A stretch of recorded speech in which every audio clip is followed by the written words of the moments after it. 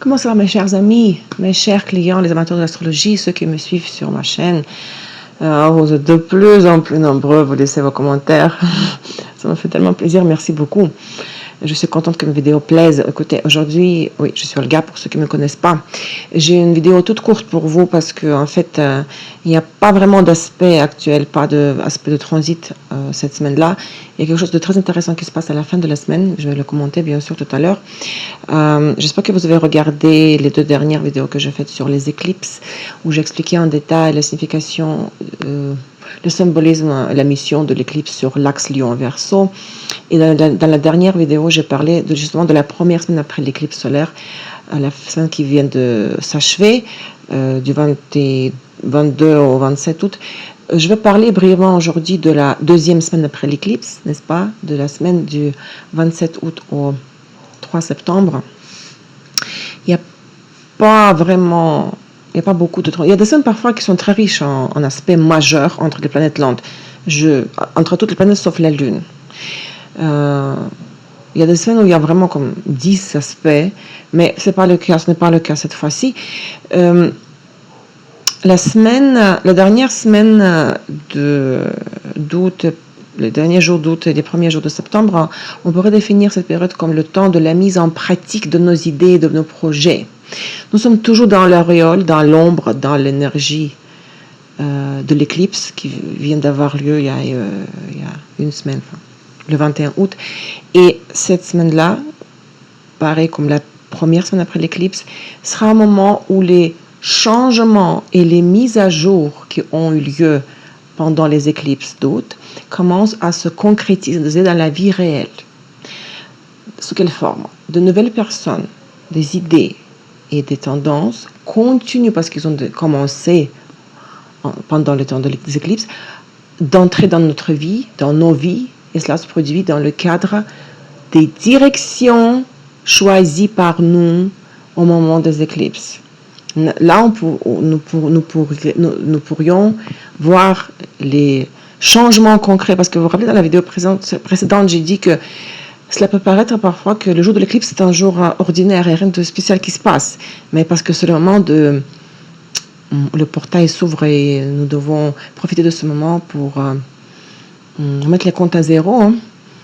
C'est comme la chance de recommencer sa vie à zéro, d'accord? Au niveau de la visualisation, planification. Durant comme la nouvelle lune, nous ne faisons rien, nous visualisons. Et les résultats arrivent, si on prend le mois lunaire, vers la deuxième semaine du mois lunaire, vers la pleine lune. Pareil ici. Ce que nous avons visualisé, planifié durant les éclipses, peut donner des résultats réels dans la vie réelle. Du point de vue de l'ambiance énergétique, de l'énergie, les jours les plus difficiles seront lundi, mardi, mercredi. Ce seront des jours de travail acharné quand il faudra coordonner nos projets avec la réalité pratique. Ce sera difficile pour nous, je vous avoue tout de suite, d'avancer dans nos affaires, de les faire avancer. Nous devrions faire preuve de prudence, de patience, de persévérance. Lundi, nous devons nous méfier des conflits financiers avant tout.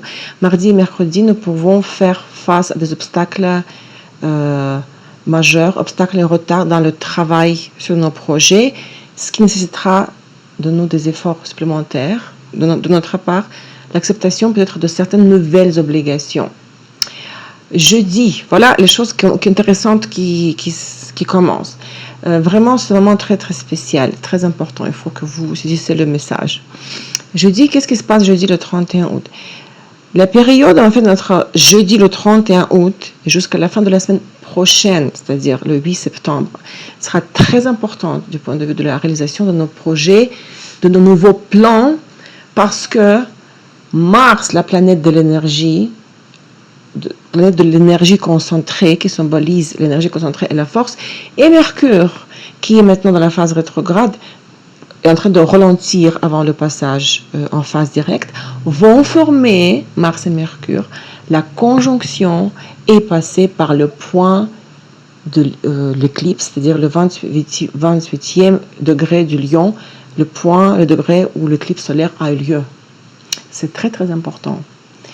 pendant cette période, donc entre le 31 août et 8 septembre, carrément allant jusqu'au 8 septembre, nous pourrions constater de véritables changements dans tout ce qui concerne nos rôles sociaux, nos tâches, nos responsabilités, nos activités et notre réalisation personnelle, nos relations avec les enfants, nos loisirs.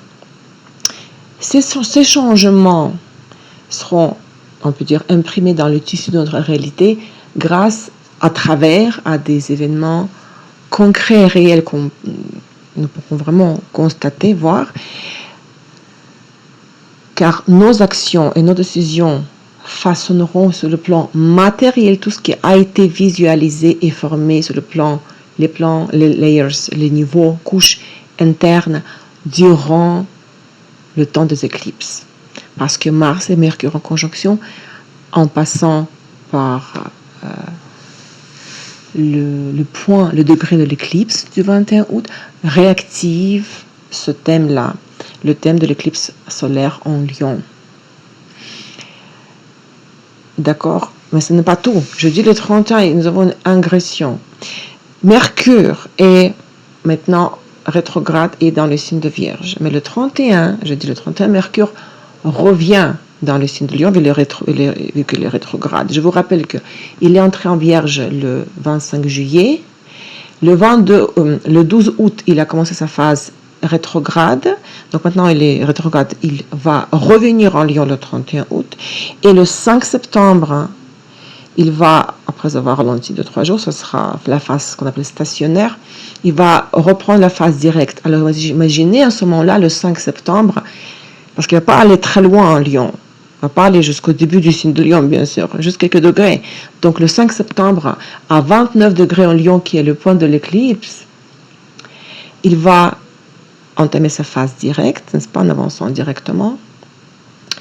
Imaginez, c'est un moment très très important, très stratégique.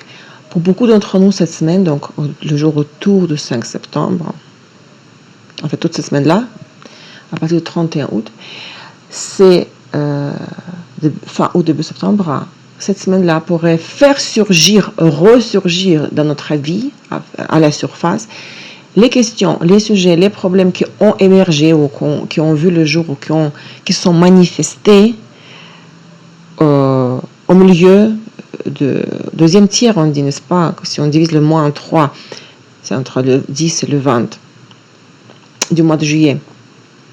Alors ces problèmes, ces questions ils doivent être corrigés et résolus, mais pour cela, il faudra s'écarter des stéréotypes que nous avions et ne pas remettre la responsabilité des décisions sur les autres.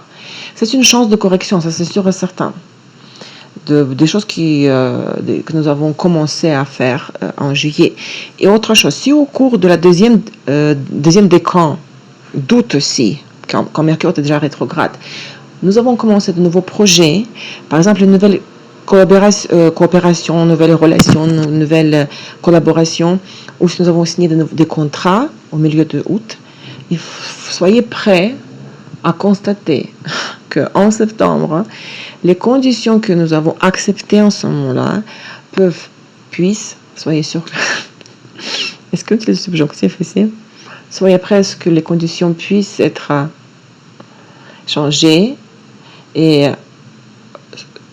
nous pourrons constater que ce que nous avons décidé en août et accepté en août, du coup, semble très différent de ce qui a été initialement conçu et même, ça peut même perdre pour nous le sens dans les conditions modifiées. Ça arrive toujours lorsque nous prenons une décision à commencer une collaboration pendant la phase du Mercure rétrograde. Je n'arrête pas de le répéter.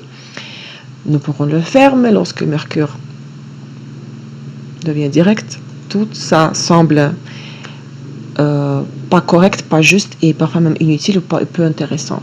Parce que nous avons accepté un moment de la signature, d'accord? Autre chose. En même temps que Mercure passe par le point de l'éclipse, le dernier degré de Lion, qu'est-ce qui fait Mars? Mars, la planète de l'énergie. Mars, maintenant, est en train de s'approcher vers la fin du signe de Lion. Il va passer par le dernier degré de Lion le 4 septembre, parce que le 5 septembre, Mars entre en Vierge. Alors, imaginez aussi cet aspect, ce transit. Le passage de Mars par le 20e, 28e degré de Lion, le point de l'éclipse, active encore une fois le thème de l'éclipse, peut aider à, par exemple, terminer, conclure, achever une relation, et pas forcément une séparation, ça peut s'agir d'une clarification, par exemple, ajustement, peut aider, ce transit aide à clarifier une situation, par exemple, à commencer un nouveau chapitre de notre vie, à prendre une décision importante, par exemple, au sujet des études, de la santé. Aussi, n'oublions pas que lors de la transition de Mars d'un signe vers l'autre, lors de l'ingression, surtout en sortant ou en entrant au signe de feu, il est nécessaire de réduire au minimum le risque, en particulier sur la route, au volant, toute infection des travaux de construction, de réparation, si nous travaillons avec le feu, les objets tranchants. Alors maintenant, pour conclure, je résume en deux, les deux notions en une. Le samedi, le 2 septembre, Mars forme un trine 120 degrés avec Uranus. C'est un aspect, c'est un transit d'aide inattendue. Aspect magnifique, mais d'une aide inattendue. Le 2, samedi. Le 3 septembre, Mercure forme cette conjonction avec Mars. D'accord ? Ces aspects-là, trine, Mars, Uranus et conjonction Mercure-Mars, peuvent accélérer, peuvent faire avancer une affaire très importante. Et nous pourrons recevoir de l'aide, un soutien dans cette affaire. Par exemple, une personne disparue, un animal disparu ou un objet précieux que nous avons perdu peuvent être retrouvés du coup. Cependant, le niveau d'agression et de risque de blessure pendant la conjonction Mars-Mercure est très élevé toujours. Il s'agit par exemple des accidents sur la route, des brûlures lors de la manipulation avec le feu, des accidents causés par les armes à feu ou les objets tranchants. Donc la prudence accrue s'impose entre le 1er et le 3 septembre. Aussi, entre 3 et 6 septembre, une question de l'immobilier ou d'une autre acquisition précieuse pourrait être résolue, ainsi qu'un problème lié aux horaires de travail ou au calendrier des cours dans les écoles ou dans d'autres établissements d'enseignement. Donc, la sortie du Mercure du signe de Lion, parce qu'il va arrêter sa phase rétrograde, elle va commencer sa phase directe, et la sortie de Mars du signe de Lion, et en ce moment-là, conjonction Mercure-Lion, Mercure-Mars en Lion, dans le dernier degré de Lion où l'éclipse solaire a eu lieu, c'est un moment extrêmement important, stratégique, et je vous conseille vivement à observer ce qui se passe autour de vous pendant ces jours-là, entre le 31 août et le 4 septembre, et même jusqu'au 5, d'accord. Et pour conclure, juste quelques mots sur l'ambiance de la fin de la semaine. Le vendredi sera favorable à l'activité sociale, à la promotion des projets et des tâches à la grande échelle. Et durant le week-end, les problèmes de coopération seront au centre de notre attention, ainsi que les questions des relations personnelles, amicales, amoureuses, dans lesquelles nous sommes liés à d'autres personnes par les idées et les objectifs communs. Voilà, c'est tout pour cette fois. J'espère que vous avez vraiment profité de l'éclipse, vous avez fait des choses comme il faut et que vous allez maintenant pouvoir constater les résultats de votre travail fait pendant l'éclipse. Et je vous souhaite beaucoup de chance, beaucoup de succès dans votre recherche, votre quête spirituelle. Écoutez les prévisions astrologiques, celles qui vous parlent plus, bien sûr. Et restez connectés, je vous parle très bientôt. Bonne chance à vous. Au revoir.